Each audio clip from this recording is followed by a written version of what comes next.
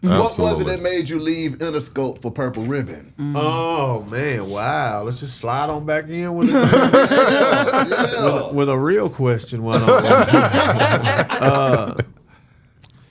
Okay, so I went platinum with my first album, One with Ugly, Dark Days, Bright Nights, and I don't know if y'all remember. I had a pretty big record with Archie. Rest in peace, Archie. We read it, yeah. And at that time, I was as big in Atlanta as I've ever been. That's right.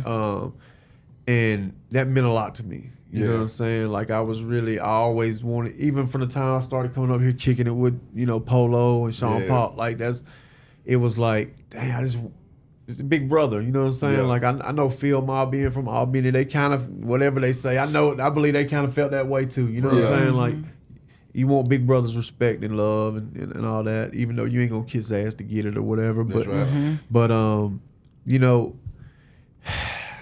at that time I had a thing going, you know what I'm saying? I was an urban white boy, you know what I'm saying? And I had access to the hood and the streets musically in a way that Eminem had never, you know what I'm saying? Like, especially particularly in the South. In Atlanta. Right. Yeah. And that's not to take anything away from him, you know what I'm saying? But I'm saying, like, whether it's the tone of my voice, whatever it is, it's just something, I just did better in that area. That's the one area where I felt like I had the upper hand, you know what I'm saying? I had, and we go back in the studio to start on the second album, and I want Timbo to do half of it. I'm just telling y'all the truth. It's history now. Deliverance got me a lot of acclaim. Got me fired from Interscope too. But anyway, so my plan at that time was to build on the success of Ugly and We Ready. So I was like, man, that's when Lil Jon was starting to just catch on fire. Yeah. I was gonna get Lil Jon to do a couple. I was gonna get Timbo still do half, Toon, still reeking them. Like I was gonna, that kind of album. And then Timbo has me in the studio in New York, of all places, one day, and plays me the sample for this record we ended up doing for Deliverance called Coming Round. And it's like, see you coming round. Like, I ain't even going. Oh no, hit it. But it's a bluegrass sample. Yeah. And he had freaked the beat, man. And I was like, wow. Now it sounded so crazy, man. But even after we had done like 80 or 90% of Deliverance and we went out to play it for Jimmy, he was like, where the club records? That's what you are. You had a song in the club. No white boy ever had no song in the club like you did. Yeah, right. So I remember Jimmy said, you know what we accomplished? We sold 1 million records and not one person said you were trying to be like Eminem. Wow. So he was like, that's what we accomplished with your project. Exactly. And so we decided to gamble, like I said, if you start taking credit for things, you got to take the blame too. That's right. And so I would just say that, it was Tim's idea, but it wasn't that hard to twist my arm, you know what I'm saying? Because we felt like that was the gamble to sell 10 million, you know what I'm saying, with the sound of the second album, Deliverance. And it was a great project, man.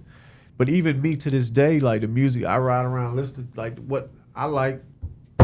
Exactly. You know what I mean? Like that's just what I like. You know what I'm saying? Like it is what it is, and it ain't never gonna change.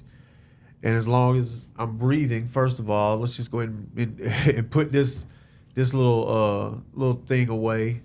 This whole thing about you get a certain age and you have to stop retire or stop rapping or whatever. How about kiss my ass? Right. That's right. If you don't like it, don't listen, don't look at it. That's right. But as long as I'm breathing and my mental faculties allow for it, come on, I'm gonna be making hip hop music, rap music. You know what I'm saying? Right. And that's just what it is. You know what I'm saying? So, I don't really know. I guess I do feel like in the last couple of years it has gotten, in terms of the perception, I think it has gotten better. But and hip hop fans are just getting older as well as a collective. But man, I ain't stopping doing this. Like it's not. This isn't a freaking hobby. Yeah, you know what I'm saying? Like it's not a job. Yeah. You know what I'm saying? It's literally a function of my spirit. You know what I'm saying? I write every day. That's right. Wow. Every day. You know what I'm saying? Like I have to do something. That's what I do for my soul. Like I have pretty much destroyed in one way or another everything in my life. You know what I'm saying? I have people that love me. I've ran them away.